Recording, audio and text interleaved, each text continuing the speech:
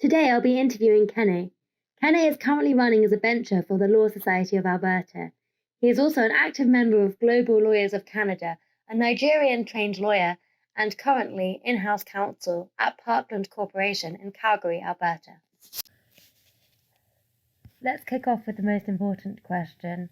So why have you decided to run as a bencher for the Law Society of Alberta? Well, I belong to a task force, a Law Society of Alberta task force called the Bencher Election Task Force, BETF.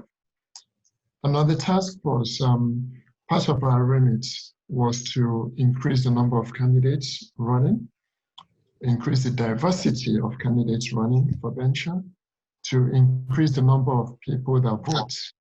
Because in the past two elections, we've had about 40% voter turnout. And we were coming up with policies and ideas about people running. And at the end of the day, I thought about it like, I'm asking people to run. Why don't I do it? And why don't I come out and, because you're convincing people to do something. Why not you? And I thought about, what? We do not have a lot of diversity of thought at the bencher table. We don't have a lot of, I don't know if we have any international trained lawyers. We don't have a lot of early career lawyers. We don't have a lot of racialized lawyers, so Black or minority lawyers. We don't have a lot of legal counsel, so in-house lawyers at the bench. So, and I'm all of that, okay? So I thought about it like, okay, you're trying to convince in-house counsel to run, but you're an in-house counsel, why aren't you running? Thought of convincing international trained lawyers, you're one, why aren't you running? Early career, whoever I'm trying to convince, I'm one of those, So I thought about, what? Instead of telling people to go do it, I might as well do it. The best way to convince people is to do it yourself. I think a lot of politicians could learn from you. What do you think you bring to the table as a bencher? Okay, I'll bring new ideas. A lot of the benchers, about 95% of the benchers are about 17 years at the bar. Okay, I'll bring new ideas and things. And the longer you practice law, the more removed you are from articling experiences, from new lawyer experiences. A lot of lawyers don't even understand the struggle for internationally trained lawyers. So I called it diversity of thought initially, and so these are the specifics. I am closer to a lot of the concerns of these demographic, the in-house lawyers, the early career lawyers, the internationally trained lawyers, the racialized lawyers. I'm closer to it, and I have experienced it. I feel the pain. I feel the joy. It's not only pain, I feel the joy. So much so that somebody that is far removed from it.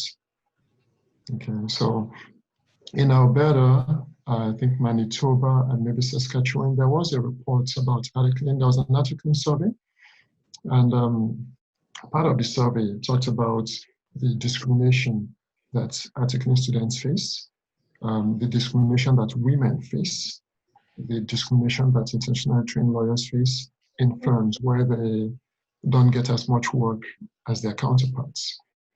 So when the survey results came out, the Law Society was really shocked about that, and they set up the Equality and Diversity and Inclusion Committee. For someone like me, I live it, I saw it. So I'm able to bring this type of ideas and this kind of issues to the table. And that's the diversity of thought that you're talking about. Most important question of the night. If your out of office is on, where am I most likely to find you? Honestly speaking, I'll probably be at home with my kids. Is there anything that we have to know about you that I haven't covered? Well, I mean, you know what? Just really talking about myself. I like to serve. I Part of what I was told when I got called to the bar here was the legal profession is about service. Mm. A lot of people do not have the finances to fund legal services, and that's why some people do it themselves. You know, so I belong to a few agencies. I do pro bono at the courthouse. I love to help people because, unlike students maybe from England and from Canada, I didn't have any student loans growing up. My parents paid my fees all the way through my master's. So um, I'm thankful for that.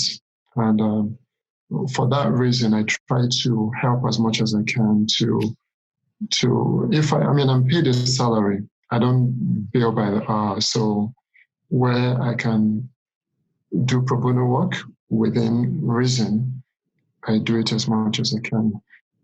And then outside the legal profession, I belong to an organization called the Calgary Black Chambers. Just a bunch of professionals that want to help the next generation of students develop and see that, hey, there are people out here doing what you do. So um, keep your head up. Anything you want to do, you can do. And being a foreign trained lawyer, I have an accent. I wasn't born here. Telling people you can be successful even if you're not born here. There is a Canadian dream, you know.